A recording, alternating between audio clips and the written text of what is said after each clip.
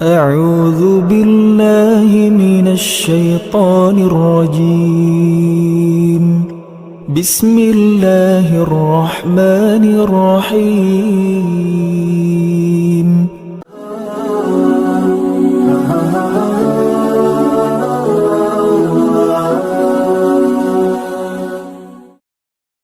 Bismillahirrahmanirrahim.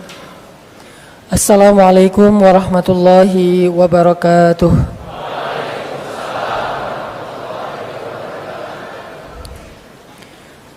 Alhamdulillahirabbil alamin. Alhamdulillahilladzi arsala rasulahu bil huda wa dinil haq liyuzhirahu 'alad dini kullih wa kafa billahi syahida. Asyhadu an la ilaha illallah wahdahu la syarika lah, lahul mulku wa lahul hamd wa huwa ala kulli syai'in qadir. Wa asyhadu anna Muhammadan abduhu wa rasuluhu la nabiyya ba'dah. Radina billahi rabba wa bi Muhammadin nabiyya wa bil islami dina. Rabbi syrah li sadri wa yassir li amri wahlul 'uqdatan min lisani yafqahu qawli. Allahumma salli wa sallim wa barik ala sayyidina wa habibina wa maulana Muhammadin wa ala alihi wa sahbihi ajma'in. Allah Subhanahu wa ta'ala berfirman di dalam Al-Quran surat Al-Baqarah ayat 185. A'udzu billahi minasy syaithanir rajim. Bismillahirrahmanirrahim. Syahru Ramadan alladzi unzila fihi al-Qur'an. Syahru Ramadan alladzi unzila fihi al-Qur'an. Hudan lin-nasi wa bayyinatin minal huda wal furqan. Bulan Ramadan adalah bulan yang di dalamnya Allah turunkan Al-Quran sebagai petunjuk bagi manusia dan juga penjelas terhadap petunjuk-petunjuk itu, dan juga sebagai pembeda yang hak dan yang batil. Shadaqallahul azim.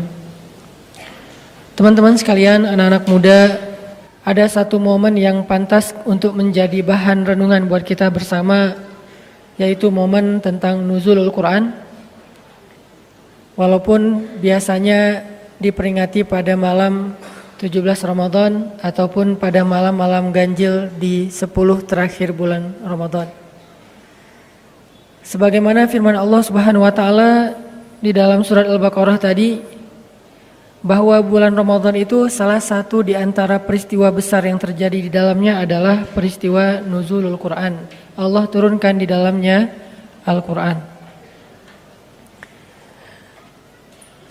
Dan di sini ada satu renungan buat kita, bahwa di bulan Ramadan Rasulullah SAW biasanya menambah porsi tilawah dan murajaah Al-Quran beliau. Kalau di bulan-bulan yang lain Rasulullah SAW didatangi oleh Jibril untuk menyampaikan wahyu, maka di bulan Ramadan Jibril datang bukan sekedar menyampaikan wahyu, tetapi juga mereview, murajaah kembali hafalan dan qiraah Nabi terhadap Al-Quran. Sehingga bulan Ramadan identik dengan satu ritual, yaitu tadarus Al-Quran. Jadi tadarus Al-Quran ini bukan sekedar culture Indonesia, bukan sekedar budaya orang Indonesia di bulan Ramadan. Istilahnya saja yang lebih terkesan Indonesia banget. Sehingga kita tidak boleh terkecoh dengan istilah. Sekarang umat Islam, salah satu challenge-nya adalah kita terlalu terjebak di dalam penamaan istilah-istilah. Padahal sebagian besar dari istilah-istilah yang kita kenal hari ini itu bukan berasal dari zaman Nabi, tetapi dari zaman para ulama. Ulama yang memberikan nama istilah tersebut. Sehingga istilah-istilah ini kadang bisa dirubah dalam bahasa terjemah, bisa juga diganti sesuai dengan konteks pada masa atau pada tempat yang berbeda. Sama dengan istilah murojaah Al-Quran atau istilah tilawah Al-Quran, maka di Indonesia diistilahkan dengan tadarusan, yang diawali dengan kata tadarus kemudian menjadi tadarusan. Jadi tadarusan bukan hanya culture, bukan hanya budaya orang Indonesia. Tadarusan itu adalah salah satu di antara kebiasaan Nabi di bulan Ramadan. Bahkan di bulan Ramadan biasanya Jibril akan turun 2 kali untuk tadarusan bersama Rasulullah SAW. Walaupun mungkin teman-teman belum pernah mendengar istilah Jibril tadarusan dengan Nabi. Inilah yang membuat saya kadang-kadang kurang dimengerti. Sering menggunakan istilah yang sebetulnya itu adalah terjemah. Istilah terjemah dari istilah yang udah common di masyarakat. Kita biasanya menggunakan istilah kalau kita pun membaca hadis. Ketika Jibril alaihissalam turun di bulan Ramadan, maka Jibril memurajaah bacaan dan hafalan Nabi SAW.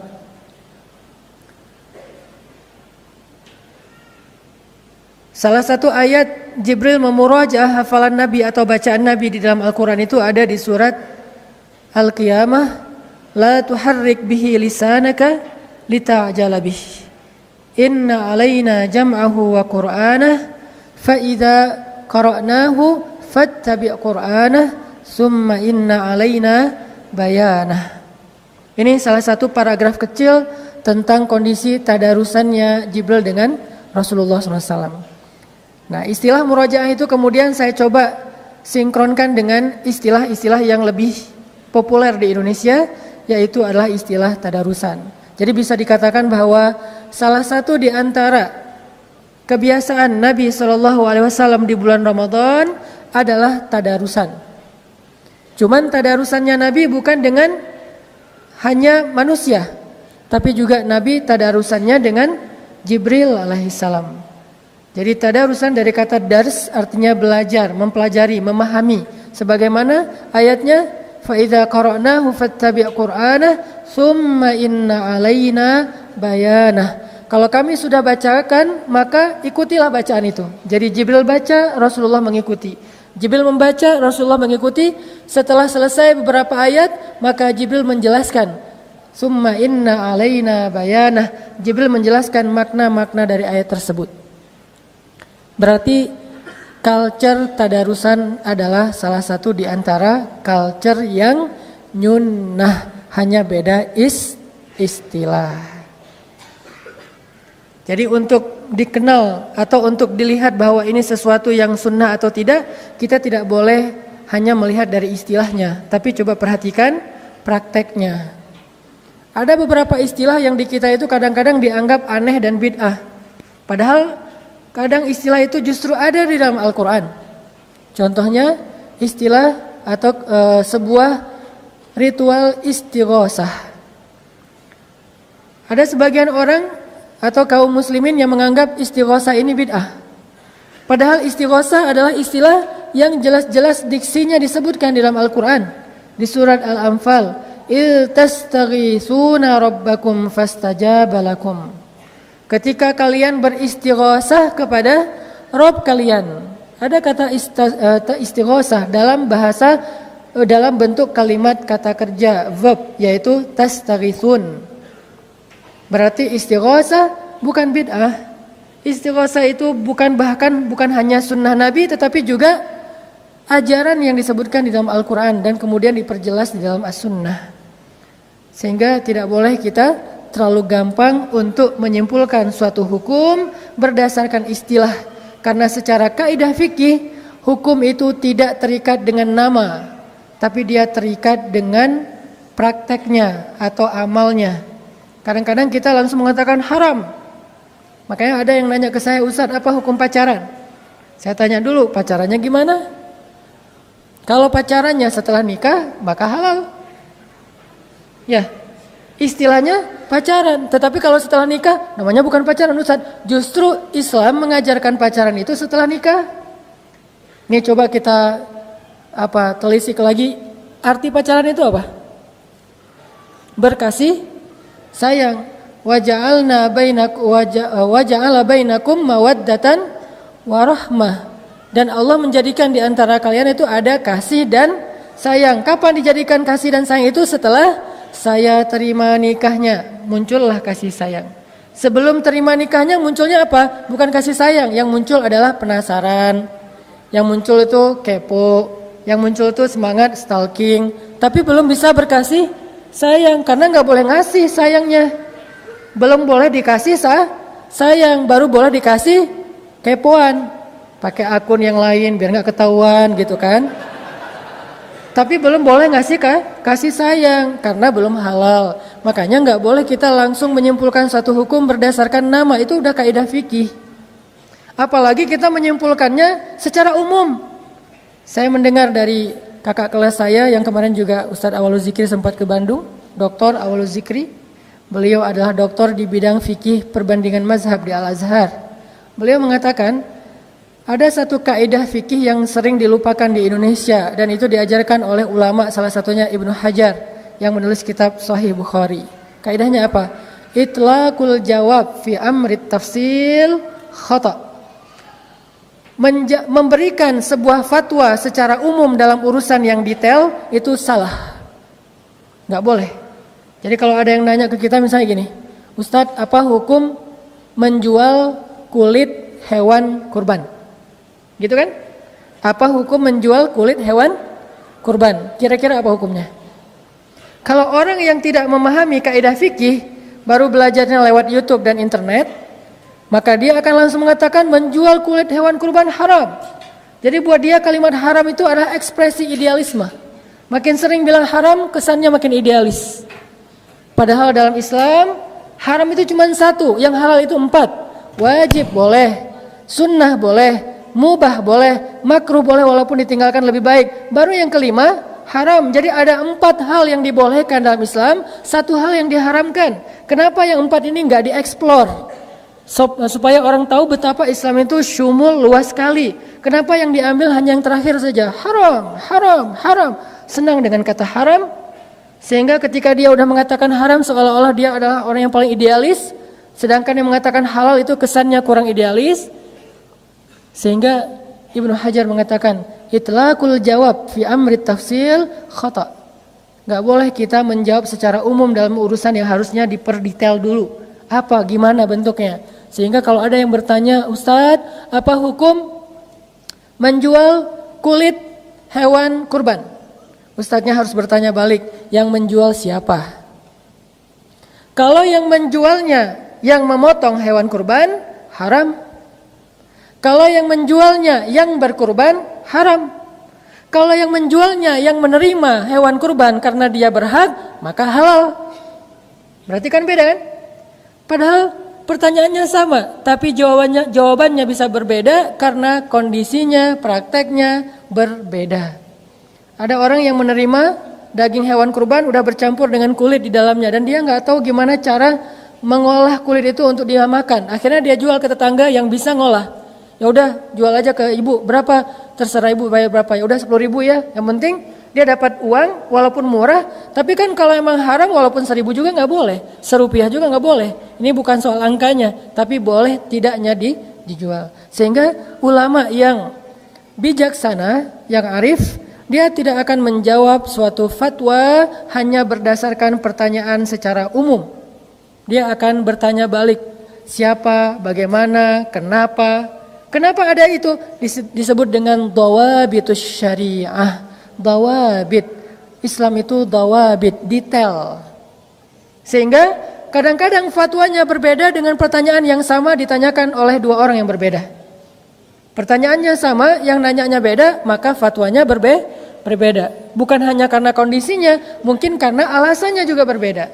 Ada orang yang misalnya, Ustadz, saya pengen nikah, hukumnya apa? Nikah wajib. Datang yang kedua, Ustadz, saya pengen nikah, hukumnya apa? Nikah sunnah. Ustadz, saya pengen nikah, hukumnya apa? Nikah makruh. Datang lagi yang keempat, Ustadz, saya pengen nikah, hukumnya apa? Haram. Kenapa 4 orang beda hukum? Karena alasannya berbeda.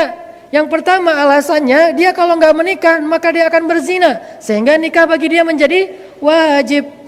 Yang kedua, dikatakan sunnah karena dia sudah mampu, tapi dia tidak akan berzina kalaupun tidak menikah, maka bagi dia sangat dianjurkan, sunnah muakkadah. Yang ketiga, buat dia nikah itu cuma coba-coba. Seru nggak ya nikah? Akhirnya nikah bagi dia menjadi makruh. Yang ketiga, nikah hanya untuk mempermainkan orang lain, dan dia udah berniat nanti setelah dia mencicipinya, dalam tanda petik dia akan ceraikan, maka nikah bagi dia haram. Padahal pertanyaannya sama, Ustadz, apa hukum menikah? Sama juga, Ustadz, apa hukum menjomblo? Tergantung yang nanya kan ya. Kalau yang nanyanya anteng-anteng aja, ya sudah, menjomblo itu mubah, boleh-boleh saja. Ada yang mengatakan, ya sudah, menjomblo itu adalah sunnah. Lebih baik dia menjomblo daripada dia menikah, karena dia kalau nikah malah ngerepotin orang. Soalnya dia belum siap, dia juga belum bijak, dia belum belajar agama, malah nanti akan merusak agama perempuan yang dia nikahi. Ada juga yang menjomblo itu wajib, kamu harus jomblo, kamu gak boleh nikah. Nah, ini saya belum nemuin kenapa dia jadi wajib. Yang jelas hukum itu tidak tergantung dengan pertanyaan ataupun istilah, tapi tergantung dengan dawabitus syariah, alasan-alasan. Karena hukum itu punya maksud, dikenal dengan maqasidus syariah. Syariat itu ada maksudnya. Ada orang yang nggak mau tahu, nggak usah tanya maksudnya, yang penting kalau udah halal aja, yang haram aja. Nggak kayak gitu Islam. Islam ini agama orang-orang yang cerdas. Dia ada maqasid, ada dawabit. Ini jarang-jarang saya ceramah kayak gini-gini ya, sosok gaya gitu. Sebetulnya dulu sebelum ada Pemuda Hijrah kan ceramah saya kayak gitu. Ceramah saya itu tentang sejarah para rijal, para tokoh-tokoh Islam. Kalau teman-teman pengen dengar ceramah saya yang versi bold, coba datang ke Masjid Al-Latif di Tarbiyah. Itu tuh judulnya aja Tasawur Haraki, persepsi pergerakan. Kemudian Ar-Rijal wan Nisa anzal fihimul Quran. Tokoh-tokoh yang turun Al-Quran karena mereka. Nah itu tuh pembahasan di Tarbiyah. Tapi kalau di acara nongkrong bareng UHA, namanya juga nongkrong. Kalau dibahas nongkrong, terus judulnya haramnya apa gitu kan, orang langsung aduh sian mau nongkrong tapi ditakut-takutin. Neraka jahanam terbagi kepada misalnya, kan agak gimana gitu kan. Makanya kata Nabi kepada para da'i ketika Nabi mengutus Mu'az bin Jabal, apa nasihat Nabi kepada Mu'az bin Jabal sebelum diutus ke Yaman? Kata Nabi, yassir wala tu'assir, mudahkan jangan persulit. Itu tuh bukan doa, tapi itu nasihat Nabi kepada Mu'az. Wahai Mu'az, mudahkan urusan orang untuk masuk kepada Islam, jangan persulit, jangan idealis. Jangan perfeksionis, idealis boleh, jangan perfeksionis. Arti perfeksionis, kalau belum sempurna nggak boleh masuk Islam. Padahal orang masuk Islam itu untuk menyempurnakan diri. Kalau dia udah sempurna, maka dia nggak perlu bertanya, perlu nggak saya masuk Islam? Pasti dia udah paham kebenaran Islam. Jadi karena dia belum sempurnalah, dia belajar pelan-pelan sehingga masuk Islam dulu supaya dia bisa belajar. Ada orang yang nanya, ya Syekh, saya pengen masuk Islam, tapi saya nggak bisa meninggalkan khamar, boleh nggak? Boleh, bukan boleh khamar, boleh masuk Islam. Nanti setelah dia masuk Islam, dia diajarkan tentang masalah khamar. Kan ada tuh di zaman Umar ibn Khattab, seorang laki-laki yang ahli jihad, tapi nggak pernah bisa meninggalkan khamar. Dia mujahid, tapi dia nggak bisa ninggalin khamar. Dan ini jangan dicontoh ya. Oh ternyata ada sahabat yang senang minum, tapi senang jihad. Wah ini kayaknya cocok nih buat gua nih. Tar dulu. Kan dia lagi berproses. Yang udah di masjid jangan keluar lagi. Yang di luar masjid pelan-pelan diajak ke dalam. Yang udah di masjid jangan niru yang di luar. Wah kayaknya lebih seru di luar daripada di dalam. Saya nyesel terlalu cepat masuk. Mending di belakang, di luar aja lama-lama. Nanti juga masuk sendiri. Jangan. Yang udah di sini kan was-sabiqun as-sabiqun. As-sabiqun al-awwalun. Kan selalu ada kaidah itu kan. Siapa yang lebih dulu masuk Islam, siapa yang lebih dulu berhijrah, siapa yang lebih dulu dalam kebaikan, maka was-sabiquna fid dunya fahumus sabiquna fil akhirah. Itu ayatnya. Was-sabiquna sabiqun, dua kali kata sabiqun. Yang satu di dunia, yang satu di akhirat. Cuman Allah enggak membuat detail, itulah bahasa Al-Qur'an yang umum. Was-sabiqunas sabiqun. Artinya apa? Yang duluan dan duluan, gitu kan? Maksudnya was-sabiquna fid dunya fahumus sabiquna fil akhirah. Orang yang di dunia duluan dalam kebaikan, nanti dia di akhirat duluan ke surga. Jadi yang udah hijrah jangan nyesel. Aduh nyesel udah terlalu awal hijrah jadi udah gak bisa seru-seruan. Siapa bilang setelah hijrah gak bisa seru-seruan? Jadi balik lagi kepada yang tadi, salah satu hobi dan kebiasaan Nabi SAW di bulan Ramadan adalah tadarusan. Tadarusannya bersama Jibril alaihissalam. Sehingga di bulan Ramadan ini kita coba untuk belajar kembali tentang kebiasaan Nabi dalam tadarusan. Apakah tadarusan kita ini sudah mirip dengan tadarusannya Nabi SAW? Apa sih yang dilakukan Nabi ketika tadarusan? Apakah sekedar mentilawahkan Al-Quran atau lebih daripada tilawah? Karena di dalam konteks bacaan Al-Quran itu ada banyak istilah. Ada tilawah, ada qiraah, ada tartil, apalagi banyak istilah-istilah yang menunjukkan makna membaca Al-Quran. Ada warattilil Qur'ana tartila, bacalah Al-Quran, baca juga kan? Faqra'u ma tayassara minal Qur'an, bacalah Al-Quran, baca juga. Ada lagi watlu ma uwahya ilaika, bacakan apa yang diwahyukan kepadamu, baca juga. Jadi tilawah artinya baca, qiraah artinya baca, tartil artinya baca. Kenapa? Karena itu terjemah. Tapi dalam bahasa Arab 3 kalimat ini berbeda arti antara warattilil Qur'an tartila, utlu ma uhiya ilaik, faqra ma tayassara minal Qur'an. 3 diksi dengan makna yang berbeda. Kira-kira tadarusan kita yang mana nih? Karena jangan-jangan kita tartil pun enggak. Kalau tartil, warattilil Qur'ana tartila, itu artinya bacalah Al-Quran perlahan-lahan, lebih kepada beatnya. Kok beat sih Ustadz? Ya udah tempo lah. Sama aja sih padahal ya. Cuma orang mungkin agak-agak gimana gitu. Saya lagi agak-agak kagok nih mau ngomong bisa dibully deh ya. Jadi beatnya itu. Jadi warattil Quran tartila itu masalah beat. Seberapa cepat bacaan kita. Nah, ajaran Al-Quran kita tuh disuruh baca Quran itu perlahan-lahan. Warattil Qur'ana tartila. Gimana dengan yang baca Qurannya cepat Ustaz? Ghairil maghdubi alaihim waladdallin. Amin. Nah, ini gimana nih? Ini tartil nggak sih gitu kan? Menurut saya, ini menurut saya ya. Tolong bagian ini jangan di crop ya. Menurut saya itu bacaannya terlalu pro. Orang kalau udah pro mungkin jadi kayak gampang banget gitu kan. Kalau kita terlalu amatiran sih. Makanya itu baca Quran itu pelan-pelan soalnya masih amatiran. Kalau mereka kan udah pro, bacanya cepet-cepet.